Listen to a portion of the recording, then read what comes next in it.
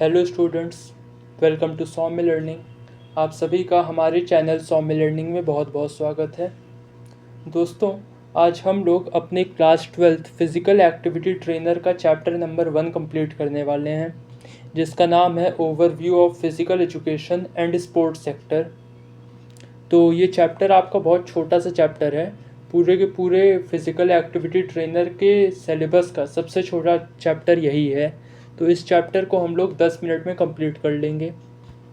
ये चैप्टर शुरू करने से पहले हम लोग आपके इस फिज़िकल एक्टिविटी ट्रेनर के सिलेबस की बात कर लेते हैं।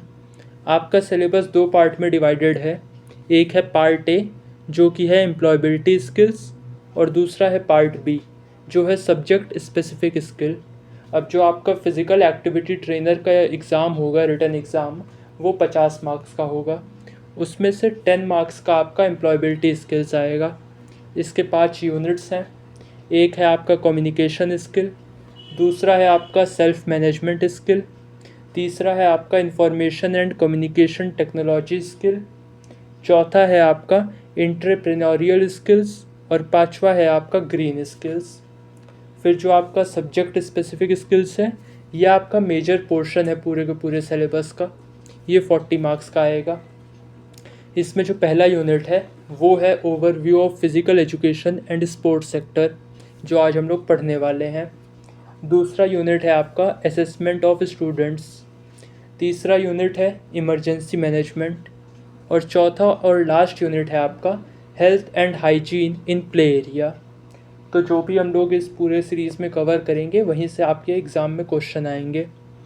इस वीडियो के डिस्क्रिप्शन में आप लोग इस पूरे के पूरे जो वीडियो के नोट्स हैं, उसको भी आप लोग एसेस कर सकते हैं। तो चलिए हम लोग शुरू करते हैं। सबसे पहला आपका जो फिज़िकल एजुकेशन असिस्टेंट होता है, वो किन किन चीज़ों में हेल्प करता है। तो जो आपका फ़िज़िकल एजुकेशन असिस्टेंट होता है, वो हेल्प करता है आपको कंडक्ट करने में फ़िज़िकल एक्टिविटीज़, वो आपको असिस्ट करता है, और वो असिस्ट करता है physical education teachers and coaches को।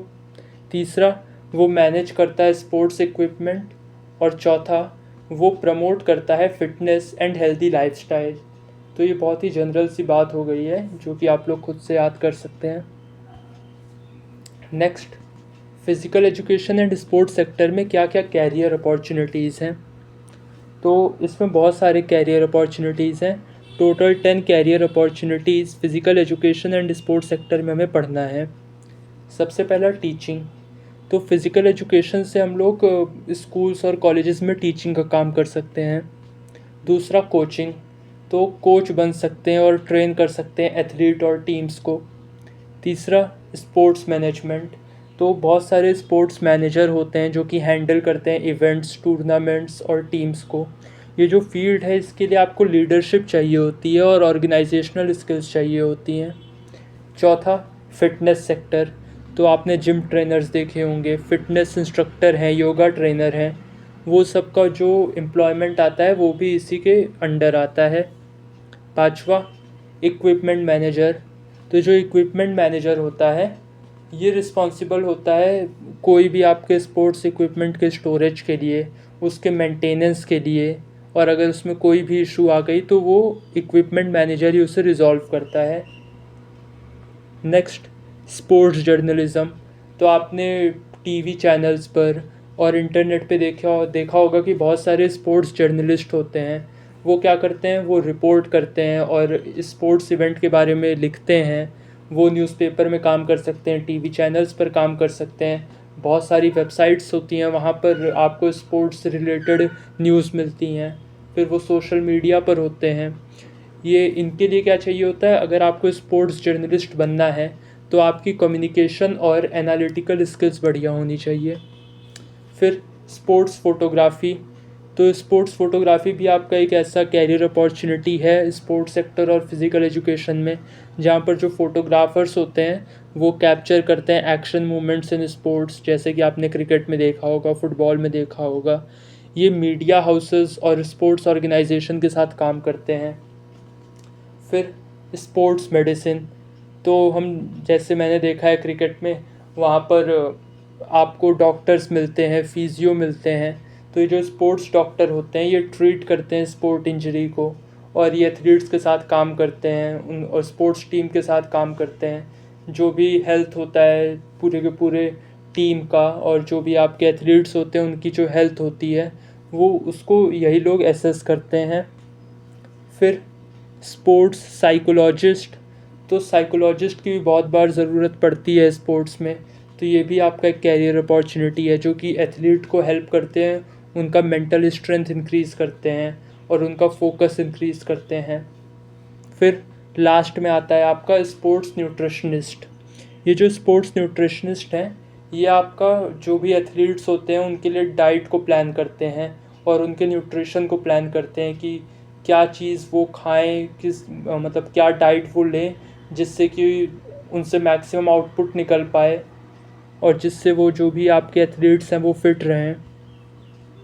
फिर अब देखना है हमें कि फ़िज़िकल एक्टिविटी, गेम्स, स्पोर्ट्स और रिक्रिएशन, इन तीनों में क्या डिफरेंस है।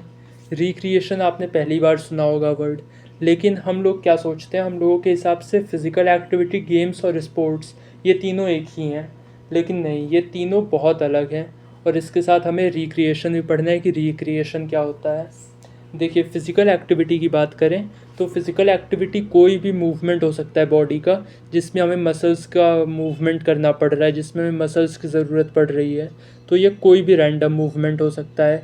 ये हमारी हेल्थ और फिटनेस को इम्प्रूव करता है, जैसे कि वॉकिंग हो गया, जॉगिंग हो गया, क्लाइंबिंग स्टेयर्स। तो जो फ़िज़िकल एक्टिविटी है वो हम लोग डेली लाइफ में करते रहते हैं। फिर आ गया गेम्स। गेम्स क्या होता है?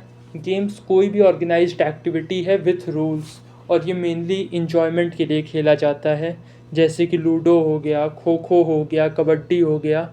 ये इन्जॉयमेंट के लिए हम लोग खेल रहे हैं। यहाँ पर हम कोई बहुत ज़्यादा प्रैक्टिस नहीं कर रहे हैं, कोई कॉम्पिटिटिव नहीं है हम लोग नेचर में। उसके बाद स्पोर्ट्स। तो स्पोर्ट्स क्या होता है? स्पोर्ट्स में हमें स्किल चाहिए होती है, ट्रेनिंग चाहिए होती है, वहाँ पर रूल्स और रेगुलेशन होते हैं कुछ जिनके अंडर हमें खेलना होता है। यहाँ पर हमें कॉम्पिटिटिव रहना पड़ता है, और ये एक ऑर्गेनाइज्ड एक्टिविटी है, जैसे कि क्रिकेट, फुटबॉल, एथलेटिक्स। और लास्ट में आ गया हमारा रिक्रिएशन। रिक्रिएशन मतलब ये कोई ऐसी एक्टिविटीज़ होती हैं जो कि हम लोग फ्री टाइम में करते हैं रिलैक्सेशन के लिए, जो कि हमारे माइंड और बॉडी को पूरी तरह से रिफ़्रेश कर देता है, जैसे कि साइकिलिंग, योगा, डांसिंग। तो ये ज़रूरी नहीं है कि कोई गेम ही हो, ये आपका योगा भी हो सकता है, ये आपका डांसिंग भी हो सकता है। तो ये होता है हमारा रिक्रिएशन। नेक्स्ट और लास्ट, इम्पोर्टेंस क्या है लाइफ स्किल्स का स्पोर्ट्स में? बहुत सारे इम्पोर्टेंस हैं, 6 इम्पोर्टेंस है आपके। सबसे पहला टाइम मैनेजमेंट। तो जो स्पोर्ट्स होता है वो हमें हेल्प करता है अपने टाइम मैनेजमेंट में, कि हम लोग टाइम को मैनेज करके अपने गोल्स को एफिशिएंटली अचीव कर पाएँ। दूसरा, सैक्रिफाइस। तो स्पोर्ट्स हमें सैक्रिफाइस करना सिखाता है। जो एथलीट्स हैं वो अपने कंफर्ट को और अपने आराम को सैक्रिफाइस करते हैं, और वो कमिटमेंट सीखते हैं, रिस्पॉन्सिबिलिटी सीखते हैं। तीसरा, टीम वर्क। तो स्पोर्ट्स जो है वो हमें सिखाता है कि कैसे हमें एक टीम मेंबर की तरह काम करना है, हमें इंडिविजुअली काम नहीं करना, टीम मेंबर की तरह काम करना है, अपने से पहले टीम को रखना है। इससे कोऑपरेशन आता है, हमारे अंदर कोऑर्डिनेशन वाली स्किल आती है। चौथा, डीलिंग विथ फेलियर। तो अगर आप कोई स्पोर्ट खेल रहे हैं तो हर बार आप सक्सीड नहीं करेंगे, कभी ना कभी फेलियर भी आपको फेस करना पड़ेगा। तो जो स्पोर्ट्स है यह स्पोर्ट्स पर्सन को, एथलीट को सिखाता है कि कैसे किसी भी डिफ़ीट को एक्सेप्ट करना है, कैसे कॉन्फिडेंस बिल्ड करना है, कैसे पॉजिटिव एटीट्यूड बिल्ड करना है। पांचवा, डिसिप्लिन। ये सबसे इम्पॉर्टेंट है कि जो स्पोर्ट्स होता है वो एथलीट्स को सिखाता है कि डिसिप्लिन कैसे मेंटेन करना है, कैसे जो बोरिंग चीज़ है उसको बार बार रिपीट करना है, कैसे रूल और रूटीन को फॉलो करना है। और लास्ट, वर्किंग हार्ड। तो सक्सेस जो है वो डेडिकेशन और एफर्ट से आता है। जो एथलीट्स हैं उनको बार बार हार्ड वर्क करना पड़ता है ताकि वो सक्सेस अचीव कर पाएँ। तो स्पोर्ट्स हमें ये भी सिखाता है। तो स्टूडेंट्स, इसी के साथ हमारा ये जो चैप्टर है ये कंप्लीट हो गया है, और हमारा ये पहला चैप्टर कंप्लीट हो चुका है और नेक्स्ट चैप्टर बहुत जल्दी मैं लेकर आऊँगा। Thank you. और अगर आपने अभी तक हमारे चैनल को सब्सक्राइब नहीं किया है तो प्लीज़ सब्सक्राइब कर दीजिएगा, ताकि आगे से अगर मैं कोई भी वीडियो अपलोड करूं तो आप लोगों के पास नोटिफिकेशन आ जाए। Thank you.